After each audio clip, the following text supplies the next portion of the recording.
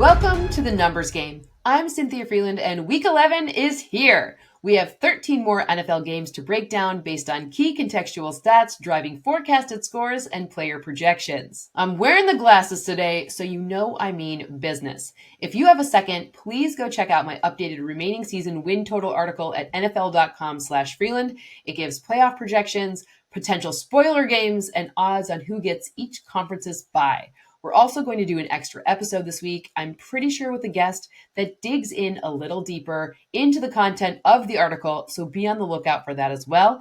And if you have any specific questions you want answered, leave them in the comments here. Hit me up at CFreeland on X or Cynthia Freeland on Instagram. As always, thank you for coming to hang out. It means a whole lot to me that you're choosing to spend some of your time and energy with me. Last week, my model went 9-5 straight up, 7-7 against the spread, and 9-4-1 on totals. That brings the season to 66.4% straight up, 51.6 against the spread, and 53.6 on totals. Let's start in Chicago in a game where there's a new offensive coordinator this week as Thomas Brown takes over. Just a reminder, Brown was with the Rams and Sean McVay as the assistant head coach for 2 years, including winning a Super Bowl with them. Whenever the Packers come to town, it is a big deal for the Monsters of the Midway. And this week, the visitors come as 6-point favorites. Let's start with what might look different this week from the Bears offense. We can take some educated guesses based on Thomas Brown's McVay tree lineage and the Bears personnel. So first, let's lay out the situation. His rookie quarterback, Caleb Williams, has been sacked a league-high 38 times, including 9 on unblocked pressures. This is also the most in the NFL. That is also a very concerning number. Further, on third down, blitzing has been a thing for opposing defenses, as in, on early downs, they only blitz Williams on about 26% of early down attempts. That goes up to 43% on third down. 17 percentage points, that's the increase. It is the largest in the NFL, and Williams has completed just the third lowest rate of passes on this incredibly critical down. Given all of this pressure, let's look at what's happened when they've used heavier formations. Like, let's take, for example, 12 personnel, which is 1 running back and 2 tight ends on the field. This is a very successful strategy for a lot of teams this season, and the Bears have used it about 23% of the time, and the league average is 22%. They happen to be one of only 2 offenses to have more yards per run play than pass play when using 12. Carolina is the other team. Looking at the matchup against the Packers defense, they're exactly average in terms of defending runs from 12, but this could be a smart place for Thomas Brown to focus on adding some passing plays because Green Bay has allowed the highest passing success rate, over 70%, second highest completion percentage, over 81%, and the 6th most yards per attempt when defending 12. We know a McVay style will likely include a lot of smart rushing plays, but in this case, it could be a mix of rushing and shorter passes out of 12 to help Williams get and stay in rhythm and avoid being pressured. To keep it fair, we have to do some strategy and look at Jordan Love to make our Packers point. Love has completed only 38% of his passes and has a negative 9.8 completion rate over expected when under pressure. Both are the lowest rates in the NFL. The Bears defense has faced the second highest air yard per attempt average when they've pressured quarterbacks, but they've only allowed the 5th lowest percent of those passes to be caught. Before the Packers' Week 10 bye, Love was averaging the 6th highest air yard per attempt average, 9.3 yards, and the offensive line had been actually averaging the widest formation at 6.93 yards. They also used motion at the highest rate in the LaFleur era, almost 76%. Going forward, maybe adjusting one or a few of those parameters on certain plays could increase the probability of those under pressure throws being caught, or better yet, decrease the volume of pressure downs overall. Bottom line, I have the Packers winning 25-17, which increases their streak of topping the Bears to 11 games in a row. Green Bay coming out on top ranks 4th in confidence. Quickly, because we have to add this cool strength-on-strength matchup, the Bears defense is the first since 2019, and those were the Bills, to have not allowed a touchdown to a slot receiver through 10 weeks of the season. Jordan Love averages the 4th most yards per attempt and has 9 touchdowns, which is 3rd most, when targeting slot receivers. Jaden Reed happens to have the 2nd most yards from the slot with 477. For your information, I have him with stronger odds not to reach the end zone in this one. Speaking of changes, the Cleveland Browns head to New Orleans to match up with the Saints, who are starting their 2nd game under interim head coach Darren Rizzi after a very gutty win last week. Pun intended. Check out his presser if you have no idea what I'm talking about, especially if you have, like me, a very immature sense of humor. The Saints are 1-point favorites at the Superdome. For Cleveland, the stage is set for a big Nick Chubb game. Since week 5, the Browns' offensive line has improved in yards before contact per carry, going from 0.9 to 1.4. The Saints defense, they're not so great against the run. Second most EPA per carry, second most yards after contact per carry allowed, sixth most rushing yards over expected per carry allowed, ninth highest missed tackle rate, and 5.4 yards per carry allowed on designed rushes outside the tackles. That ranks number 1. And by the way, Cleveland has averaged 4.7 on these rushes. However, that average was kind of not really a Nick Chubb average because he just basically got back from IR. For New Orleans, Derek Carr completed 4 of 7 downfield passes, netted 143 yards and a touchdown last week against Atlanta. He had a 20.4 yard per attempt average. It was actually even more than his week 1 and 2 average, just 18.3 when they were scoring like 955 points. Bottom line, I have the Browns winning 21-20, but Cleveland winning only ranks 14 of 14 in confidence. The run game and Myles Garrett's quick pressures put them over the edge on the road. Garrett leads the league with 26 pressures happening in under 2.5 seconds, and he has the second quickest pass rush get-off time too at a blazing 0.7 seconds. Let's keep our change theme going and head to South Florida where the Dolphins host the Raiders and their new OC Scott Turner, who also has the help of his legendary father Norv, who joined the staff in Vegas's bye week. The Finns are 8-point favorites at home. Gardner Minshew remains the starter, so let's find an area of the Raiders offense that could be different under the Turners. Let's take the low-hanging fruit here and say the run game. Vegas has the lowest rushing success rate against light boxes, which means when things are easiest. Why? Because there are fewer defenders than offensive blockers in the box.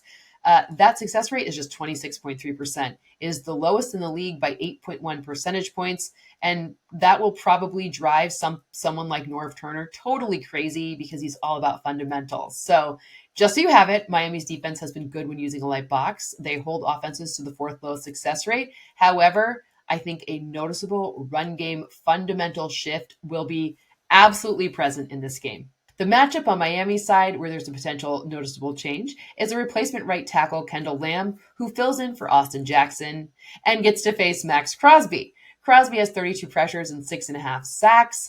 Crosby is usually on the left, meaning he'd be facing Lamb, who's played 78 pass blocking snaps, but only allowed 5 pressures so far. However, between 2018 and 2023, he had an over 12% pressure rate allowed, which was 11th highest among nearly 250 players who took at least 900 pass blocking snaps. Bottom line, I have Miami with a comfortable win by 9 points, 26-17, and the Dolphins winning is 3rd in confidence. We got to talk about Devon Achane here, who's averaged nearly 70 more scrimmage yards per game and scored all 5 of his touchdowns this season when Tua has been his quarterback. Should we see that Raider pressure becomes any sort of issue, passes to Achane are also a smart strategy. He's earned 1.9 yards per route this season. That is 4th at the position, and Vegas has allowed the 9th most EPA per target to running backs. Rushing efficiencies and or the lack of stopping them brings us to change game number 4, which is Indianapolis at New York. The Colts are going back to Anthony Richardson at quarterback, and of course, we have Jeff Ulbrich as the interim head coach for the Jets. My theme of change is running thin, but this is the last game before a list break, so let's pretend it's an awesome segue. Gang Green is a 3.5-point favorite. Jonathan Taylor has the 2nd highest explosive run rate at the running back position, netting at least 10 yards on the ground on over 15% of his attempts. The Jets defense has the league's highest missed tackle rate on opponent rushes. It is 31%, and they've allowed the 10th highest explosive run rate. It is 13%. Coach Ulbrich talked about missing tackles against Arizona last week. He said it was a focal point. We will see how much that changes in this matchup. Since Devontae Adams' debut with the Jets in Week 7, Aaron Rodgers has targeted wide receivers on over 63% of pass attempts, the 7th highest rate in the league. Indy's defense has been generous to opposing wideouts, allowing 9 yards per target to the position, which is 2nd most in the NFL. Bottom line, I have the Jets by 3, 22-19. New York winning ranks 8th of 14 in confidence. The win comes in large part because one of Rodgers' tendencies lines up with a weaker part of the Colts defense. Rodgers has stayed in the pocket on over 88% of dropbacks, which is his highest rate since Next Gen started tracking in 2016. And the Colts have allowed the second highest completion percentage over expected on such passes.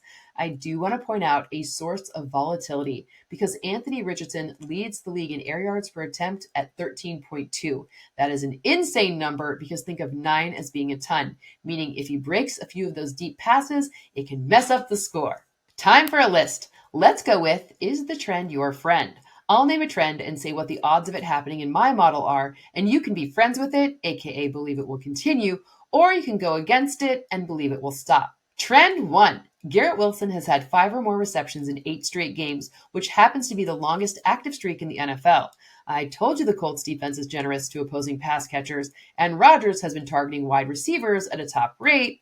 Wilson has at least 5 receptions in 61% of simulations and at least 6 receptions in 55%. So this trend is my friend. Trend 2. The Bears have 0 offensive touchdowns in 2 straight games for the first time since 2004, and they've gone 23 consecutive possessions without scoring a touchdown. That is the longest Bear streak since 2017. I told you about the McVay-style infusion and this personnel grouping all being favorable, so I actually think the Bears score at least 1 touchdown. It happens in 70% of simulations. In fact, in the scripted part, meaning the first plays, that forecasts to result in a touchdown drive on 51% of simulations. And trend number 3. The Lions have won 9 straight games for the first time since '95, and if they make it to 8, it will be the first streak of that length for Detroit since 1934. Is the trend, my friend? Let's find out. The next game is in the Motor City when the Jags come to town. The Leos are 13-point favorites. Jacksonville edge rusher Josh Hines-Allen is coming off his 5th game this season with at least 5 pressures.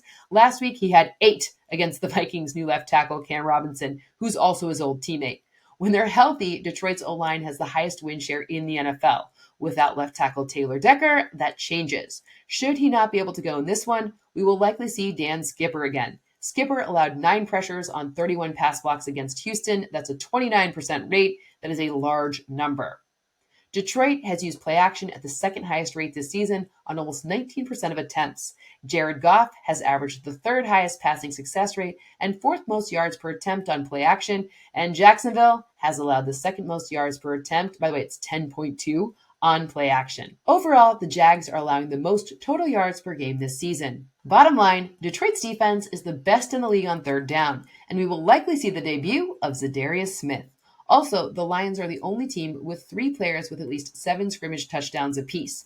I have the Lions winning by 12, 28-16, and Detroit winning ranks number 1 in confidence. So the answer to my own question, the trend is actually my friend here. Detroit wins in 63% of simulations. Another NFC North and AFC South matchup is taking place in Nashville when the Vikings come to town to take on the Titans as 6-point road favorites. Minnesota's Andrew Van Ginkel needs to be recognized for the Swiss Army knife that he is. He's one of just 2 players to log at least 100 snaps on run defense, 100 as a pass rusher, and 100 in coverage. His versatility in alignment has resulted in great production, with 7 unblocked pressures, that's tied for 3rd most, and 2 interceptions, one of which resulted in a pick 6. Tennessee's defense has been very different with and without L'Jarius Sneed on the field. When he's there, their completion percentage over expected is -8 versus positive 8.3 when he's off the field.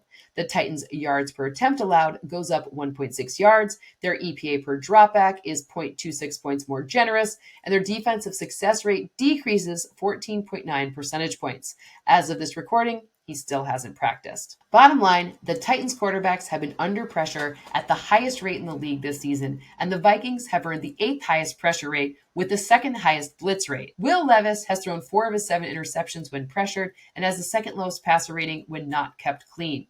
Minnesota wins 23-18, ranking 5th in my model. Pressure is certainly a main theme in this next one, which is the Rams heading to Foxborough to take on the Pats. LA is a 4.5-point road favorite.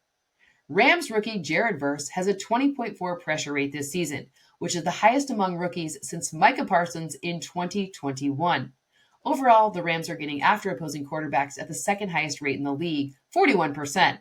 Patriots head coach Gerard Mayo said he was really trying to get the same offensive line combination back on the field from last week's win against the Bears because they did have their best performance, but injuries, schminjuries. And even so, they've still allowed the second highest quarterback pressure rate this season, which is over 42%. Patriots quarterback Drake May is the first rookie with 7 or more passing touchdowns and 200 or more rushing yards in their first 5 career starts. And the connection to pressure here? 5 of his 7 passing touchdowns have come against the blitz, which happens to lead all rookies this season. Bottom line, the veteran quarterback takes this one. Not only does Matthew Stafford have the highest passing success rate with play action, but the Patriots have allowed the 10th most EPA per dropback to play action.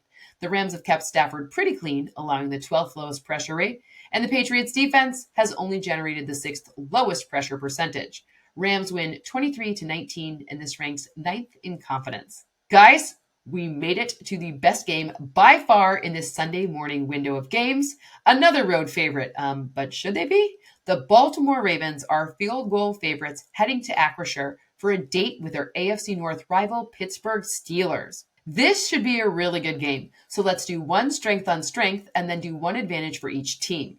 The strength on strength first.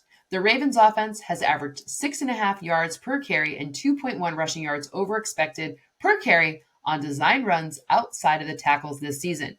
Those are both the highest marks in the NFL over the past 9 seasons. And this isn't a function of small sample sizes either, as they do it on over 60% of designed runs. That's the 6th most in the league. However, the Steelers' defense has allowed the 2nd fewest yards per carry and the 5th fewest rushing yards over expected on these outside the tackles designed runs. The advantage for the Ravens, it's Lamar Jackson. Not only does he have what would be the highest passer rating in a single season in NFL history, 123.2, should the season end today, but a lot of that is due to just how good he's been on downfield passes. Those are 10-plus air yard attempts. He paces the league with a 62.1% completion percentage on them, and the Steelers have allowed the most EPA per dropback on quick passing attempts. Jackson, also best in the league in terms of passing success rate on quick passes.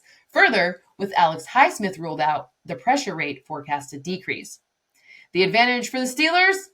Downfield passes? Yeah. Since Russell Wilson took over in Week 7, Pittsburgh receivers have generated the 4th highest catch rate over expected, 4th most yards per target, and 5th most receiving EPA on such attempts. The Ravens defense has struggled defending downfield passes. They've allowed the 5th highest completion percentage over expected, 5th most yards per attempt, and the most passing EPA, 67.1 points on such attempts this season. Bottom line, even though the Steelers have won 7 of the last 8 meetings and it's in Pittsburgh, I still have the Ravens taking it this time around, 25-23, with Baltimore winning, ranking only 10th of 14 in confidence.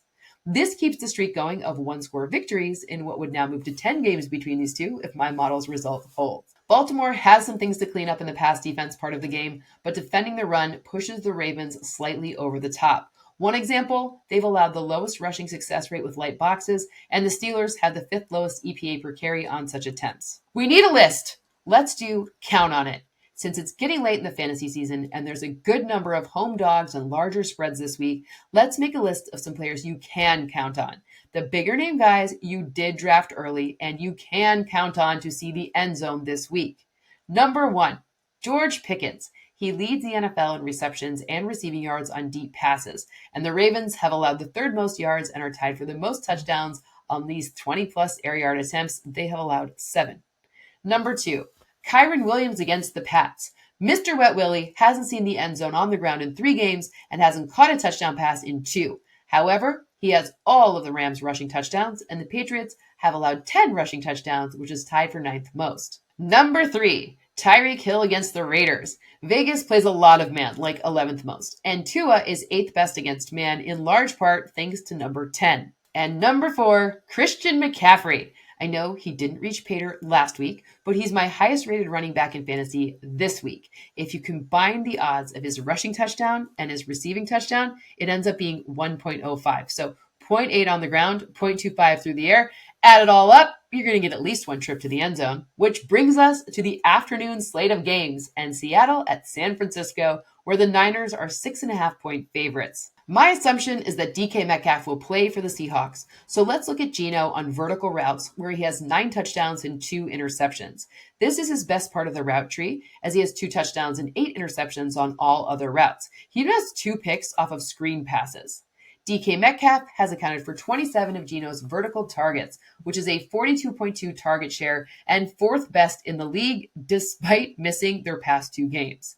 This is strength on strength, though, because the Niners have 5 interceptions off vertical routes, which is the 4th most, and they've allowed the 4th lowest completion percentage on such routes. I don't think I've talked enough about just how well Brock Purdy has been playing for the Niners. He's averaged almost 12 yards per play on play action. That is the most in the NFL. He also has the 4th highest rate of under center quarterback rushing attempts, and he has the 2nd most rushing yards over expected on these attempts. This is a strength on weakness situation, as Seattle has allowed the most yards off of play action and the 7th most rushing yards over expected per carry when the quarterback has rushed from under center. It is worth noting that a lot of these Seattle defensive stats were with a bunch of injuries, but the relative value and the fact that Brock Purdy is so good and they're not so good, that's more important than the explicit numbers of each. Bottom line, Niners win, but only by 6, 27-21. Seattle has gotten healthier, and the bye allows the new coaching staff to address and adjust accordingly. Niners winning ranks 6th of 14 in confidence. Fun stat nugget here, San Francisco is 23-4 in games where Christian McCaffrey has started since 2022, and Brock Purdy is actually 5-0 against Seattle. Denver currently sits at 5 wins, and if they win one more, just one more, they'll have exceeded their preseason Vegas win total, which is super fun because if you remember, that was one we hammered in our win total show ahead of the season. Broncos host the Falcons and are 2.5-point home favorites. Don't worry, I hold myself accountable for both wins and losses. You hear me at the beginning of every episode, but I like it best when my model helps project something and the process is aligned with the outcome. Of course I like winning, but I really like doing it where things are aligned and like the reasoning is correct. Denver's defense and slowly integrating the rookie quarterback into the offense was a big driver in my model. And now this is a situation where not only they're likely to exceed 5.5 wins, but they're actually truly and fully in playoff contention. Kirk Cousins has been listed on the injury report with a right shoulder and elbow problem. So let's spend the Falcons fact on Drake London and some strategy. Over the last 2 seasons, London was aligned in the slot fewer than 19% of the time. However, this season he's been there nearly 35% of the time and is tied for the 3rd most receptions, 32, the 4th most yards, 382, and the most touchdowns with 4 from the slot. I love when coaches talk about the battles in the trenches. And actually, it's advantage Broncos on both sides of those trenches in this one. Denver's offensive line and structure has kept the quarterback clean at the 7th highest rate, and Atlanta's defense has the lowest quarterback pressure rate. Denver's defensive front has generated the 4th highest pressure rate, and Atlanta has allowed the 8th highest. Also, Kirk Cousins has 7 interceptions when pressured. That is the most in the NFL. Bottom line, Broncos win 22-21. Just focus here, Broncos win and fewer points than expected. Denver ranks 12th of 14 in confidence. Assuming Cousins is good to go, the reason the Broncos win is the blitz. It could be a big problem for Cousins. The Broncos use it the most often, and Cousins has just the 25th ranked completion percentage when facing it. Let's do weekly wildcards here. It's our list of 5 lesser expected touchdown scores. I'm talking about guys who aren't in the top few at their position in touchdown scoring. You didn't draft them in round 1 of your fantasy league. These are guys who have elevated end zone reaching odds this week. Number 1, Courtland Sutton. We've seen the progression of Bo Nix starting off with higher probability passes and then folding in some harder ones, culminating in some pretty next level stuff last week against a very tough Chiefs D. He forecasts for another touchdown to Courtland Sutton this week against the Falcons. Number 2, Nick Chubb. He needs just 1 rushing touchdown to become the 3rd player in Browns history with 50-plus rushing touchdowns. The other 2 are Hall of Famers Jim Brown and Leroy Kelly. Number 3, DeAndre Swift against the Packers. McVay lineage OC equals smart rushing schemes and greater potential for explosive runs. Number 4, Nico Collins. This is an excellent spot for his return on Monday night. He and his quarterback have a really great connection. It's actually 2nd highest among quarterbacks and wide receivers in terms of passer rating at 133.3. Which brings me to the Battle of Texas. That's our Monday Night Football matchup in Dallas, where the Texans come to town as 7.5-point favorites. Don't worry, I certainly haven't forgotten about the other 2 games. However, we need to save dessert for last, and I think this installment of Patrick versus Josh is the best game of the week. So let's start back with Monday Night Football. Texans running back Joe Mixon is in a very plus spot here. Dallas has allowed the 10th most yards after contact per carry and the 7th highest explosive run rate. Mixon is top 12 in both categories. Dallas's defense has somewhat quietly earned the 5th highest pressure rate, and Houston has allowed the 3rd highest pressure rate on their quarterback. Bottom line, Texans win 26-18, and this ranks number 2 in confidence, in large part because of how well CJ Stroud gets the ball out quickly. He ranks no lower than 10th best in EPA per quick pass attempt and yards, and Dallas has allowed the most yards per quick pass attempt in the league. Stroud also has the 5th highest EPA per intermediate pass attempt, and that is another area where the Cowboys give up the most EPA. The Sunday Nighter is at SoFi, where Joe Burrow and the Bengals will look to knock off the 1.5-point favorite Chargers with Justin Herbert at the helm. If the Bengals are going to win, Joe Burrow is going to have to put his cape on, as a lot of the Bengals' offensive strengths also line up with Chargers' defensive strengths. The good news is we've actually seen him do just that quite a bit this season. He ranks number 2 in terms of passes off scrambles with 4. He has the 7th best passing success rate when scrambling. He paces the league with 7 touchdown passes against pressure, where he also ranks 5th best in terms of success rate.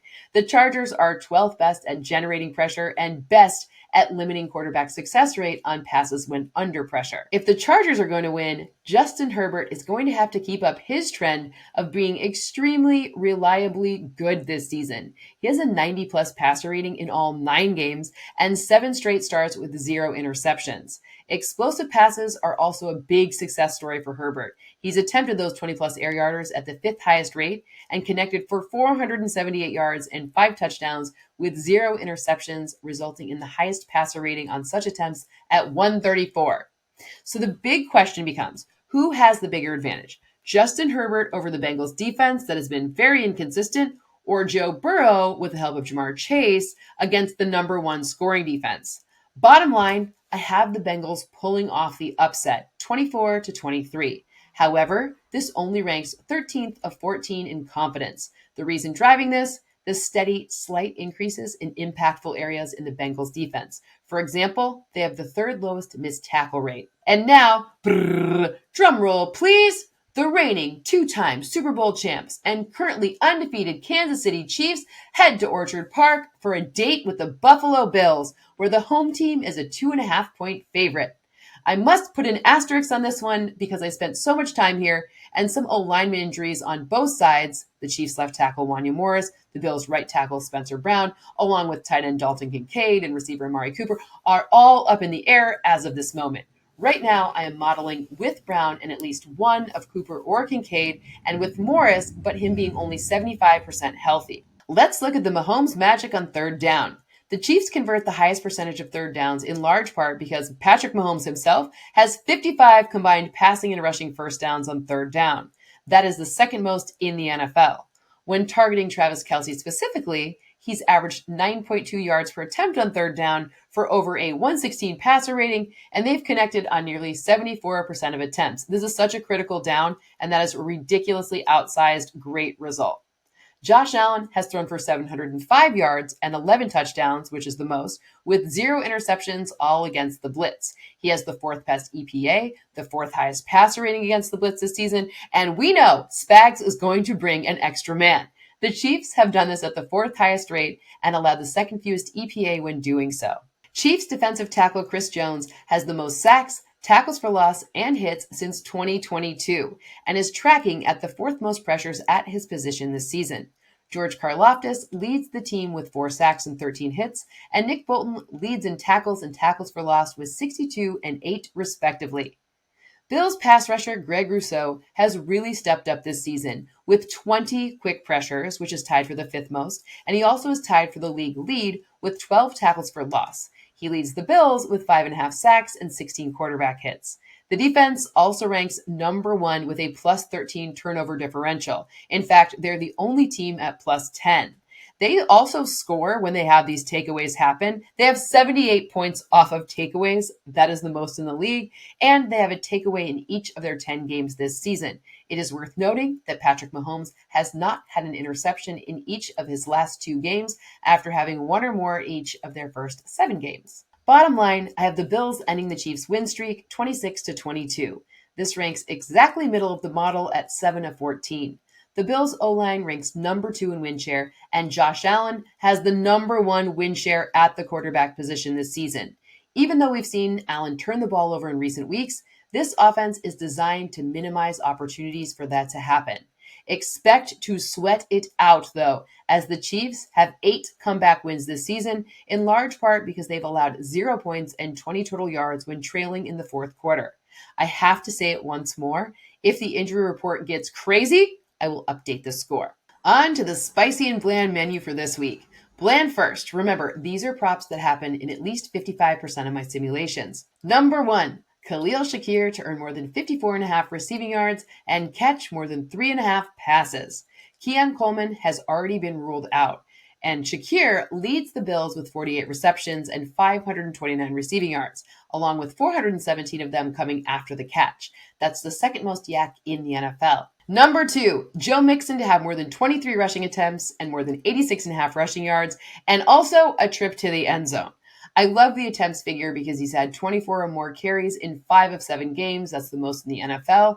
And his 21.6 carry per game average leads the NFL. Also, the Dallas defense is the worst in the red area. And number 3, Alvin Kamara to earn more than 38.5 receiving yards. Myles Garrett is coming for his quarterback, and Kamara is the volume leader. Okay, the spicies. Remember, these happen in at least 48% of simulations, but have a good amount of volatility, so the juice is worth the squeeze. Remember to mix and match 2 blands and a spicy for a regular amount of risk, or 2 spicies and a bland if you prefer more upside, which is usually how I like it. Spicy 1, a David Montgomery touchdown. This is spicy because I have a higher volume game forecast for Jahmyr Gibbs against the Jags, but still, there is a trip to the end zone in store for Montgomery. Spicy 2, Brock Bowers to earn more than 52.5 receiving yards against the Dolphins. He already has 307 yards after the catch this season, the most among tight ends and the most by any rookie tight end through the first 10 weeks of a season since at least 2016. Spicy 3, Jonathan Taylor to have more than 85.5 rushing yards. He's coming off 114 last week, averages 88 per game, and the Jets defense allows 134 per game, which ranks 25th. However, Coach Ulbrich was really mad about the lack of tackling last game, so perhaps they're focusing more on it this week. And Anthony Richardson is starting, who also runs the football. So it would seem this Taylor play is riskier. However, Richardson playing actually helps take some of the ground game focus off of Taylor, hence making the risk work out. Figuring out a newsletter is taking me a really long time, but part of that was a trade deadline and getting sick. And then this week I wrote my article. This is a lot of excuses. I'm on it. No more excuses here. But let's do this extra show about the win total article this week. Look for that in a day or so. All of my projections and scores are up for you to use as you wish as of Wednesday, November 13th. Remember, they update daily with the injury reports and news. Thank you so much for hanging out. I do read all of your comments and appreciate the dialogue, so keep it coming. This is our show. And if you like it, please subscribe, like, tell a friend, keep passing it along so we can continue to grow.